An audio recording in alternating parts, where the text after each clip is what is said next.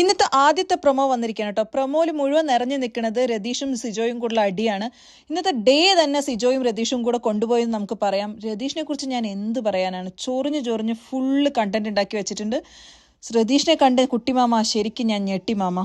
സിജോയും റോക്കിയും already ഒരു group ആയില്ല. ഗ്രൂപ്പിന് എഗെയിൻസ്റ്റ് ആയിട്ട് നമ്മുടെ രതീഷ് ഒരു ഗ്രൂപ്പ് ക്രിയേറ്റ് ചെയ്യാൻ നോക്കുന്നുണ്ട്. ജാസ്മിൻ, യമുന റാണി, ഗബ്രി, നോറ, ജിൻറ്റോ, ശ്രീരേഖ ഒക്കെ ഇരിക്കുന്ന സ്ഥലത്ത് വന്ന് രതീഷ് പറയുന്നുണ്ട് നമുക്ക് ഗ്രൂപ്പായി കളിച്ചാലേ കാര്യമുള്ളൂ, ഗ്രൂപ്പായി കളിക്കുമ്പോൾ പല ബെനിഫിറ്റ്സും ഉണ്ട് എന്നെല്ലാം പറഞ്ഞ് ഇൻഫ്ലുവൻസ് ചെയ്യാൻ നോക്കുന്നുണ്ട്. എനിക്ക് തോന്നുന്നു ഈ ഗ്രൂപ്പ് രതീഷ് ഭരിക്കും. അതേപോലെ സിജോ ഒരു ടഫ് കോമ്പറ്റീഷനാണ് രതീഷിന് കൊടുക്കുന്നത്. സ്ക്രീൻ സ്പേസ് ഒപ്പം തന്നെ ഷെയർ ചെയ്തുകൊണ്ട് നല്ലൊരു ഗെയിം പ്ലാനറാണ് സിജോ. ഇന്നത്തെ ക്യാപ്റ്റൻസി ടാസ്കിൽ ജയിച്ചത് അർജുനാണെങ്കിലും ആ പ്ലാൻ കൊണ്ടുവന്നത് ശരിക്കും സിജോ ആണ്. സിജോന്റെ ബുദ്ധിയാണ് ആ പ്ലാൻ.